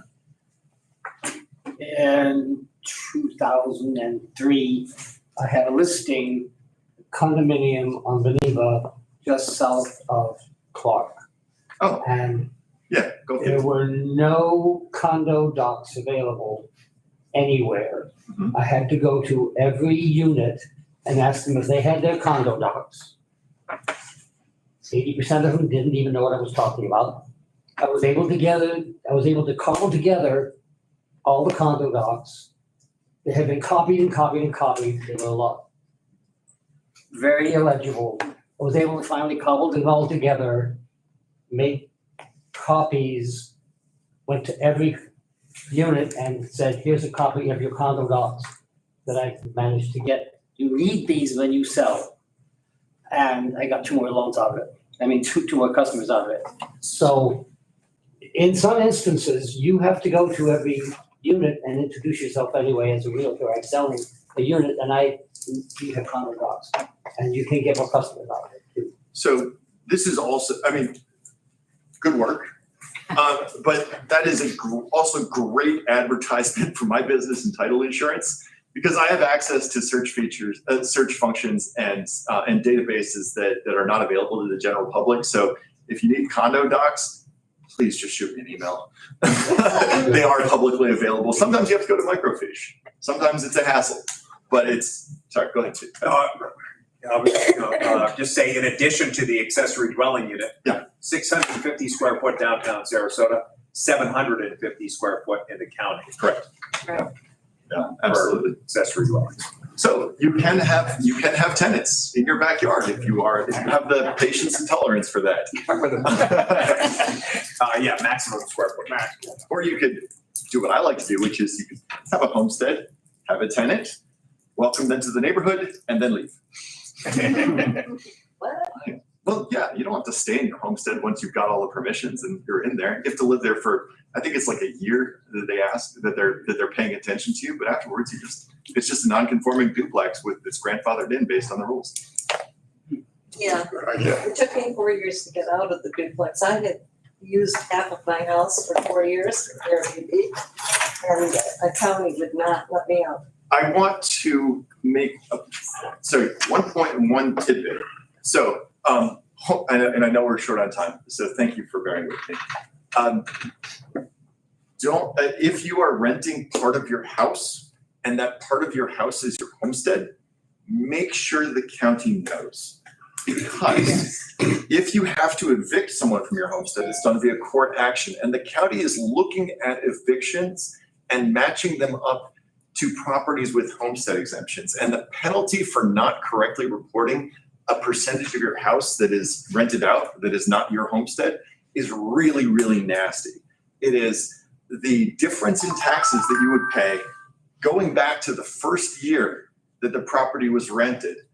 So the sum total of that difference plus 15% year on year, it is not great and they are not nice. So they have been cracking down too. Yes, they have been cracking down because just like the dock stamps, the state loves its money. But let me tell you, I had to get an attorney. I went to them and told them I'm no longer doing this when 2020 hit. COVID had been, hard on. Yeah. And they gave me my homestead back, but they wouldn't change the duplex distinction to single family again. Consequently, when I tried to sell it when the market was good, I could not get the county to change that.